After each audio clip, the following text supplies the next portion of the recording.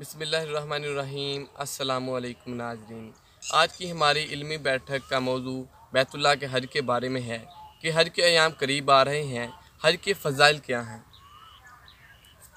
بسم اللہ الرحمن الرحیم۔ حج اسلامی جتنے بنیادی ارکان ہیں ان کا ایک اہم رکن ہے۔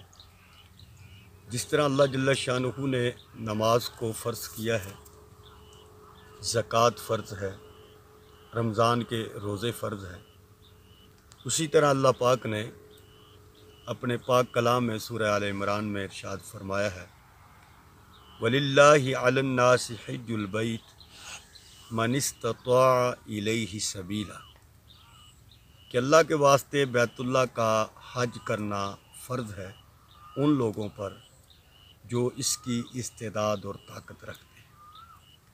زکوٰۃ کا ایک نصاب ہے، اسی طرح حج کا بھی ایک نصاب ہے کہ آپ جو حج کرنے کے لیے جا رہے ہیں تو وہاں کا خرچہ، پیچھے جو اہل و عیال کو آپ چھوڑ کے جا رہے ہیں ان کا خرچہ، یہ ضروریات جو ہیں وہ آپ کے پاس ہونی چاہیے۔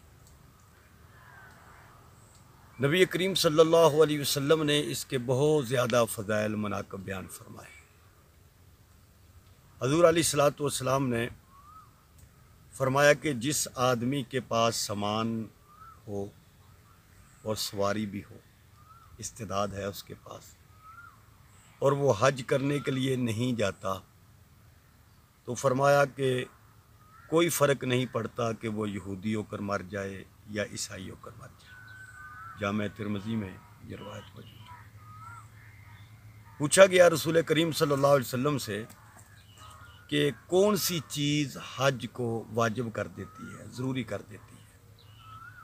تو نبی کریم صلی اللہ علیہ وسلم نے ارشاد فرمایا، الزاد والراحلہ، کہ سامان اور سفر کی جو سواری ہے وہ اس چیز کو واجب کر دیتی ہے کہ وہ اب حج کے لیے چلا جائے۔ بخاری و مسلم کی روایت ہے، نبی کریم صلی اللہ علیہ وسلم نے فرمایا کہ جس آدمی نے حج کیا اور اس حالت میں کہ نہ وہ کسی غلط کاری کا مرتکب ہوا، نہ اس نے کسی کو گالی دی، نہ کوئی گناہ کا کام کیا، نہ فحش گفتگو کی، تو وہ حج کر کے ایسا ہی واپس لوٹتا ہے جیسے کہ وہ پیدا ہوتے وقت گناہوں سے پاک تھا۔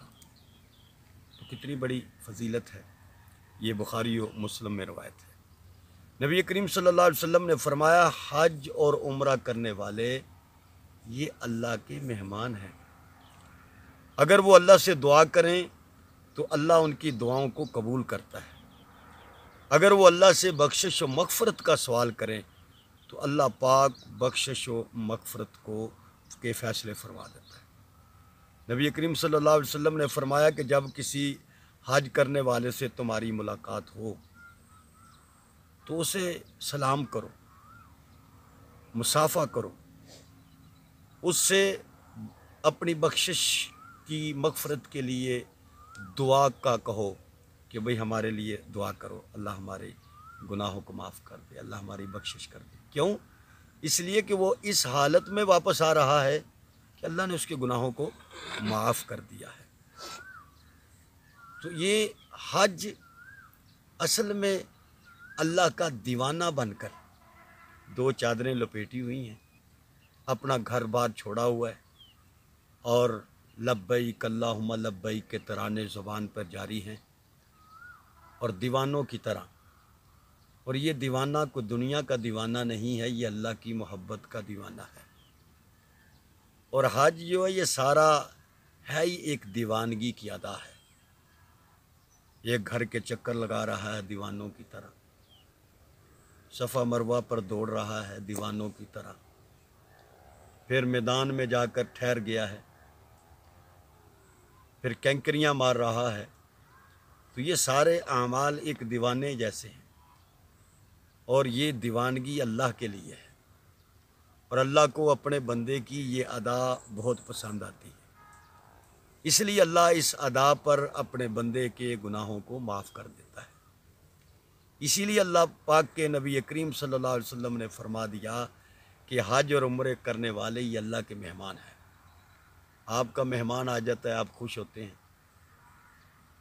کسی صدر کا مہمان ہے، کوئی وزیر اعظم کا مہمان ہے، کوئی MNA MPA کا مہمان ہے، اور حج اور عمرہ کرنے والا کسی صدر کا، کسی وزیر اعظم کا مہمان نہیں ہے، اللہ کا مہمان ہے۔ ہمارے ہاں المیہ یہ ہے کہ اللہ پاک نے وسعت بھی دی ہے آدمی کو، صحت اور تندرستی بھی ہے، مال بھی ہے، لیکن وہ عمرہ کر کے اپنا کام چلا دیتا ہے۔ حج اس پر فرض ہو چکا ہے، مگر وہ حج کرنے کے لیے نہیں جاتا، اور وہ 1 2 4 5 عمرے کر لیتا، جی بہت بہت ہو گئے۔ عمرے کرنے سے حج ادا نہیں ہوگا، نفل پڑھنے سے فرض ادا نہیں ہوگا۔ فرض ادا اسی صورت میں ہوگا جب آپ فرض کو ادا کریں گے۔ تو اس لیے جن احباب پر حج فرض ہے، اللہ نے اس کو وسعت دی ہے، طاقت دی ہے، استعداد دی ہے، تو وہ عمروں کے صرف چکر میں نہ پڑیں کہ ہم نے 10 عمرے کر لیے ہیں، 5 عمرے کر لیے ہیں۔ بھائی آپ پر حج فرض ہے، آپ حج کریں۔ باقی آج ہمارے ہاں یہ بھی ایک بات چلتی ہے، وہ جی حج کرنے کے لیے جانے سے پہلے ذرا اپنے پڑوسی کے گھر میں بھی دیکھ لو، اس کے گھر میں بھی کھانا موجود ہے۔ ارے بھائی حج فرض ہے، نماز فرض ہے، اس کو ادا کرو، باقی صدقہ خیرات کرو، آپ پڑوسی کا حق ادا کرو، کسی غریب یتیم کو دو، لیکن اپنے فرض میں کوتاہی مت کرو۔ غریب کو دو یہ علیحدہ چیز ہے، لیکن فرض کی ادائیگی یہ علیحدہ چیز ہے۔